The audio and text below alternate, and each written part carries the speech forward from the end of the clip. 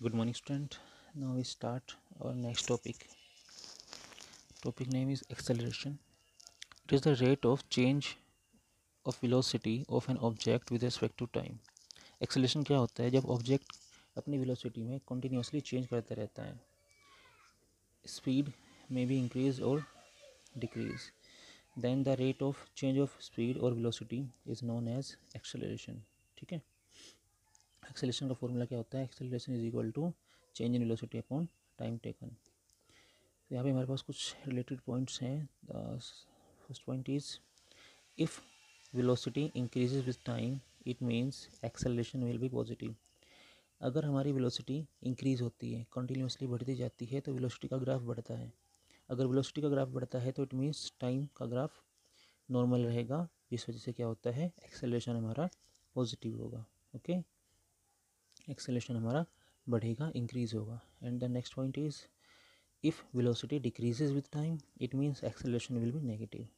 इसका मतलब है कि अगर वेलोसिटी में कमी आती है तो वेलोसिटी का ग्राफ डाउन होगा, टाइम का ग्राफ मेंटेन रहता है. बट वेलोसिटी का ग्राफ डाउन होने की वजह से, वेलोसिटी में कमी होने की वजह से हमारा जो एक्सेलरेशन है वो क्या हो जाता है, डिक्रीज होता चला जाता है. Okay, then it's unit is in SI standard metre per second square.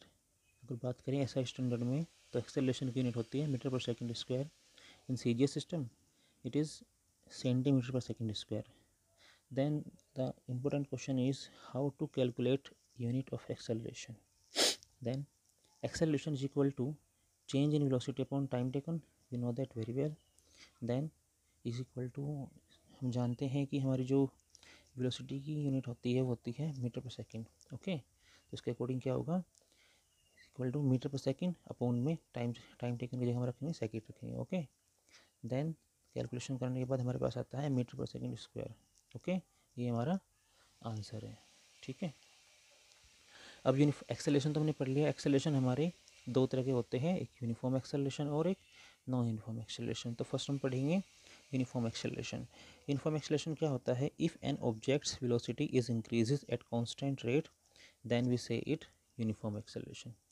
अगर किसी ऑब्जेक्ट्स की वेलोसिटी कांस्टेंट रेट से बढ़ती रहती है तो हम क्या कहते हैं कि हमारा जो एक्सेलरेशन है वो क्या है, यूनिफॉर्म. ओके ओके, तो यहाँ पे मैंने ग्राफ बनाया हुआ है जिसमें मैंने कुछ मेजरमेंट्स किया हुआ है.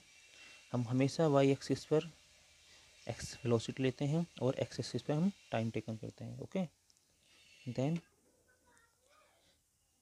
0 to 1 टाइम इंक्रीमेंट होता है. In 1 second the object's velocity is 5 metre per second. In 2 second 10 metre per second. 3 second 15, 4 20 and 5 25.